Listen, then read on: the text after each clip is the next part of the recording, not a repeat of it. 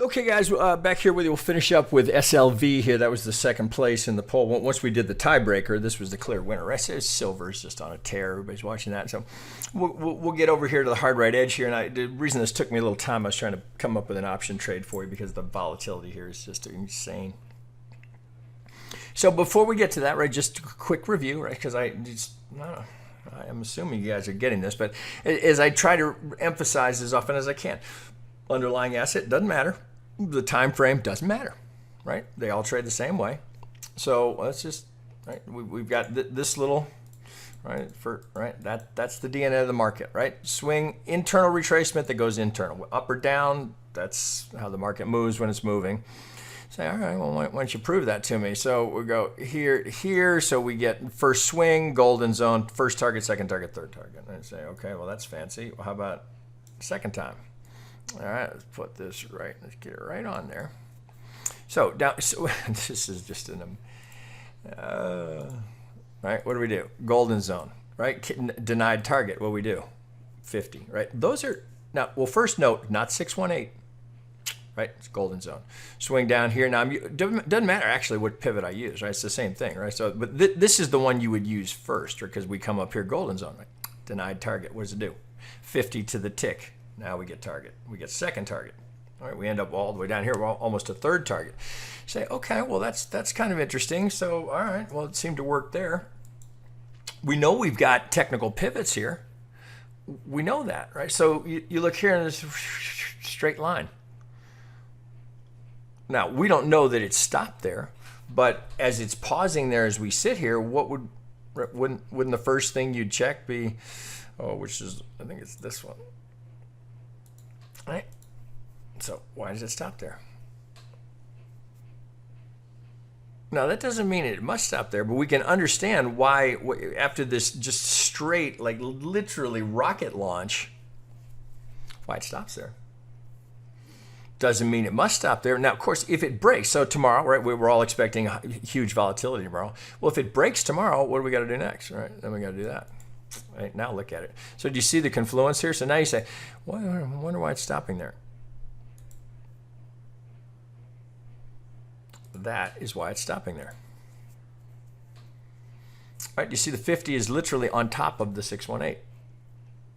Right, now if we only have one more to check, so you can almost see it, right? So if it breaks this, well, we got to go to the next one, right? So if it breaks this, then we got to go to this one, right? If it breaks that, there's one more to get, right? So let's just see how that lines up. So we go here. So this would be the big one. Now we're going to go back. Now we got another cluster here. So really, as you come up here, right, assuming, right, now this would be, well, shit, it's done it before, right? This would be remarkable. We're going to get through all of this in a straight line. Really? Shit, anything's possible, right? So you look at that and say, well, has it done that before?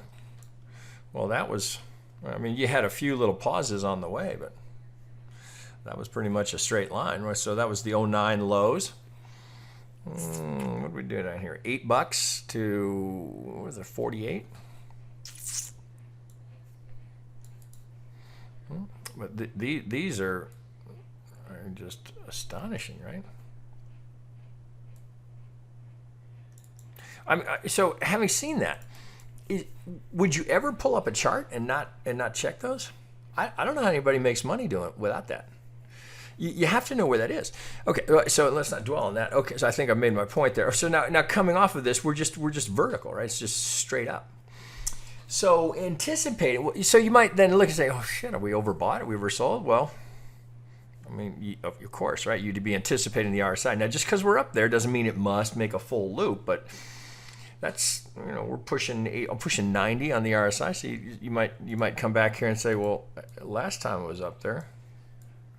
Last time we got that high was here. Right? Could we be doing that again? Well, then you kind of put the context. Oh, get out of there. You put the context together and say, wow, if we're going that high, if we could get up here and now hit a 50 or a golden zone, and we're going to get up to, what was that? That was 92 in the RSI before it started to come down. Well, again, so you think of the backdrop here, there's certainly, for all the reasons that gold, Bitcoin, silver are rallying here as the Fed just prints trillions and trillions and trillions of dollars, right? So it's either 1 or 3 trillion coming in very short order. So, right, it's not so much that I would suggest that you be betting against this, right? Here's what I'm not saying. I am absolutely not saying short that. But the extreme here, this is you got a bit of a combo here of fear and greed, right? So as it keeps going, greed, right? But why are people buying gold and silver, right? That, hedge, right? Maybe a little fear, maybe some portfolio protection as the Fed keeps printing more and more money, right? Eventually, that you can't do that without it eventually affecting. I mean, it's just simple supply and demand, right? I mean, at some point, right, that the value of the dollar, again, it's just simple math, right? That's going to there for every cause there is an effect, right? There's going to be a reckoning for printing whatever it's going to be, 7, 10, 15 trillion dollars. All right, so let's not get off on that. All right, so let's talk about a trade. Well, so what you're certainly too late to, well, for a trader to be buying this. Oh man, I would never buy that. Never, right? You're so far extended here. I think that's a suicide mission. Now you say that, right? The market may just keep going, but I'll let that go all day long because the risk is so high. Where's your stop? Are you putting a stop on that? Where are you going to put it? Down here? Point of control? You don't have a place to put a stop. So then you're just using a random dollar figure, which I always tell you is usually not a good idea. So you have nothing here other than just a straight line. So this is where options come into play because with this massive rip here, the option volatility. So here's what happens with options, right? So the higher it goes, the more the out of the money. If we just let's just kind of do it this way. If we think of the options almost as price points, right? So the out of the money options up here, because people start envisioning silver back at $50, so they're willing to pay, and this is often it's the inexperienced option trader. Often they're anticipating, well, it's just going to keep going, right? So if it's going to keep going, man, look at all the money I could make if silver gets back up here to $35, right? It's just going to go straight. Well, if you were buying it down here at $16, well, you were right about that. But now again, looking at the long-term algo resistance we're running into, what happens is the further away from the money to hold the price point, there's no intrinsic value, right? If the price is here and the option is up here, so we're talking calls, there's no intrinsic value, so it only has time value, and we know that options are a wasting asset, so every day it's losing a little value as time passes. People are paying outrageous prices up here for that lottery mentality. Oh, it's just going to keep going. So the out of the money options get very, very overpriced based on statistical precedent, if you will. So you can go to an option model and say, okay, well, this is a lot of volatility. How does this relate historically? Right? So this is where, because there's not really a clean Elliott count here to work with, the only way to trade this, I would suggest to you, is in the options market. Now, if you've not traded options, you're probably going to let this go, right? And if you're not interested in options, you could probably pause the video right here and move on to the next one, because there's no way to trade that. Even if you go down to an hourly, what are you going to do there? Maybe you talk yourself into some sort of an impulse that's completed 1, 2, even that. So this is what I would do my analysis on the CFD, the XAGs, rather than have all the gaps that are kind of annoying, right? When you're looking at something like the SLV here, we have all those gaps. So I'll switch it to the line. So let me show me line closes here. I can get a better feel. Well, it looks like this would be 1, 2, 3, 4, 5. So something just kind of looks like you could do something like this. So something's going up here. Now, is this 1, 2? Well, it doesn't look like that's going to be long enough here, but maybe you make this case here that it's all a big extension in the 5th. let's put that, we'll get that in white here. So you might, maybe, right? Something along these lines here. Of course, we have to go back here and check that the third, let's just check it. Looks like you'd be fine here. So if that's one shallow, oh, maybe not. Nope, can't do it, right? So you'd have to, so third, you've got the clear impulse here, but you can't, that looks good actually. Won't work, right? So do you see third would be the longest, right? So even though I'm looking at it at first glance, it looks like, because you can see the 1, 2, 3, 4, 5, so you're kind of screwed there, right? So you can't, right there. I mean, I'll bend some Elliott rules, but that one, you can't bend that one. So you'd have to go, you'd have to go 1, 2, 1, 2.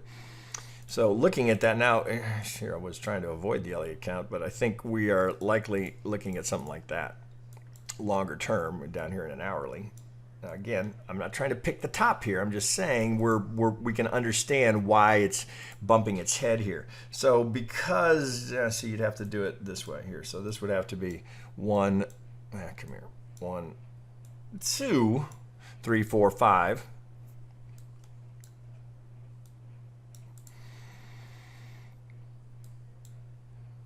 Something like that. Okay, so, it's what's there, right? That's what you got to work with, right? So again, we don't have a top here, but we have a contender for at least a pause based on how the market responds tomorrow, right? When we know there's going to be volatility.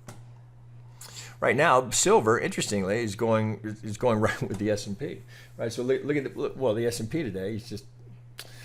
It's just unbelievable, right? It's just. $10 trillion, right, to move the market. So 1, 2, 3, you're kind of looking at that going, well, that's really all I've got to work with down here. Even if I go to a 3-hour, that's about all you got. Right? And at this point, again, as I'm saying, I don't want to try and pick the top here. What I'm looking for is some evidence of some sort of a retrace here. Just as those that are long here, the temptation to take profit will be real. And then it very well may come back up here. Now we put that back together. So you start thinking about, well, where's that upside resistance going to come? We get it back here. So we think, all right, so the absolute big daddy is up here. That's a big one. Okay, so now we look at that and say, okay, if this is going to be 3, 4, and I can go get that 5, well, what are we talking about here? We're talking about up to, 34, 35. Again, nothing says it can't break through that, right? Right, we know that, right? This is a potential resistance zone, right? It has to. They break on one side, right? Or we go sideways forever. So they're always breaking, but you want to pay attention to where they are. So laying that out, you go, all right. Well, if there's more to go, right? If this isn't going to hold us right here, if there's more to go, and we're going to get through that to get that third. Well, Christ, right, and as I just was doing. Then we go back one. You say, okay, maybe there are legs here to get up here to get this. Now I'm going to start my 4, right? That would give me the legs to get through, but then I'm back here going, well, can I get through there? So you can kind of lay out a range here and say, right, so somewhere, if it's going to pull back here and then go here, I get a fairly big range here. So 22 to call it 34, 35, 22 to 35. But that's over, on a daily chart here, that could be going out to 22. What I'm really suggesting is that right now, with the options as fat as they are, perhaps you could take advantage of selling some of that out of the money, way out of the money premium that's dramatically overvalued historically, right? Using historical precedent in terms of where has it previously been valued. We might want to sell some of that, see if we can get the retrace here, and then look to get on the long side. So how do you do that, right? Okay, so I got to go to an option model here. So let's see, will you guys be able to see this? Yeah, I think you will. Okay, so let me, give me a second here. I got to bring this in. Okay, so you should be, I'm guessing you guys can see this here, right? I think because I get framing. Okay, so this is the key to the whole thing, right? So this is the option volatility relative to futures volatility, right? So this is how option traders are looking at relative value. So actually, I think it's more pronounced here on the weekly. So let me show you this here as we sit right here, right now. So the blue line, is that going to be too? Well, okay, so you can see it here. So let me bring this over here. So there's where we are in price. But the blue line here, I know that's a little hard to see. Maybe it's easier on the daily. Okay, so there's the blue line. That's the volatility that is being implied into the option pricing, right? Remember, if we're out of the money with an option, it has only time value and implied volatility value. Well, I'm simplifying a little. Interest rate will be a factor, but the bulk of the factors that go into that pricing are what volatility are traders implying in that pricing, and then how much time is left. So when we can see here, if I get my little wand, we can see that the statistical volatility, the underlying futures, is running at roughly a 50% volatility, but the options are implying a 70% volatility. So we look here and we go, well, last time it got up to that crazy kind of high, what happened? Right? Does it sustain up there? Look here. Well, here. When we were here, you had the futures volatility was 60%. The implied volatility was 59%. Now go to the peak. Well, here you had statistical at 50, much like we're close to it now, but the implied volatility was 93%. Right? That's absolutely, that's, you are literally being handed cash, right, by selling that. Well, I shouldn't say that. Right? That's a very, very, very, very, very high probability trade to sell the volatility at that level. Right? Well, here, right now, of course, you look at it and you go, well, shit, man, couldn't it go back there? Well, yeah, of course it could. Right? It certainly could keep going, right? We just looked at that, all that resistance. It could keep going. But if we look at, again, all you get is odds, guys. That's all you got. So we can look at here, look at the disparity between the volatility implied in the options and the actual volatility. Right? That's what you're playing off of. So whenever you have that kind of volatility skew, butterflies are typically the trade of choice. So this is, now butterflies, again, they sound complicated, but it's an incredibly common trade, right? So getting these filled is not, it's not difficult to get these filled, and you would bundle it all as one trade. Right, so if you're on Thinkorswim or, well, shit, most of them, you would just bundle it up, right? So the option brokers, they do this all day. So this is not hard to fill. So what you're after here is a certain price point. So you might have to, wiggle it a little bit to get your fill based on where it's trading.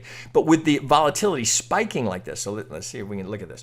So if you were making a trade here and you were trying to prognosticate, well, what do I think? What would the odds tell me? Well, based on the volatility we're expecting tomorrow, you would anticipate that this might increase tomorrow. So this may not be a trade you would want to put on today. I would let tomorrow's volatility spike happen, get through the employment report, see how the market reacts. Now, if the market goes down, the volatility will come out relatively quickly, but it's been up here for a while. So it's just one day. I mean, it's a big report, but volatility likely will start to come down. If the market responds bullishly, this volatility is likely to continue to go higher. So how do we take advantage of that? Because we certainly wouldn't want to be unhedged, but a butterfly is giving you a bit of a hedge here. So you're doing a butterfly all in the calls. So you're buying. So look at where the price is right now. Where price is currently, what did I say? It's 26. So you're buying 23 calls. These are 3 points in the money. Right? So when we talk about option pricing, when they're out of the money, they have no intrinsic value. If you're buying an option here that's 3 points in the money, it's got $3 of intrinsic value, right? Just to get the language clear. So you're buying 3 points in the money, you're selling double the amount. So I'm doing a 10 by 20 by 10, but you do 1 by 2 by 1 or 5 by 10, but right? It's the increments that are important. So it's 10 by 20 by 30. This is how I would do it. So the margin requirement for that is just under $1,000. Right, so you're putting on that trade. Now, here's what happens with an option model. This is at expiration, the big spike that you see here that creates it's like butterfly wings. You're not trying to trade it to get to that point. That's 72 days out in time. What you're trying to take advantage of is the probability that while the volatility is high here and climbing, we don't sustain at these levels. So at some point over the next, what are we talking about here, 30 month to 6 weeks, you would anticipate this volatility starts to come down. Right? Again, just historically, when it gets that high, what does it tend to do? When it gets that high, what does it tend to do? So you'd be playing for it. So right now, volatility is up in the 70s, out of the money is at the 80s. So you're buying up here at these 32. The volatility implied is at 80%. So you've got to buy, you've got to work within those volatility parameters, but the bulk of what you're trying to do is to sell here. So as volatility declines, so if we go from here where we've got implied in the 70s, if you were to see a 10% drop in volatility, this trade does nothing but make money. And you get a nice big fat range here. So I've got from, what do I get, 2275, really, you'd be looking out here all the way up to 34. So that's 22 to 34. Let's get our trade back on. 22, here's 34. Right, so you're putting on a trade that does well in that range. All right, so wave 4 to wave 5, this is our profit center.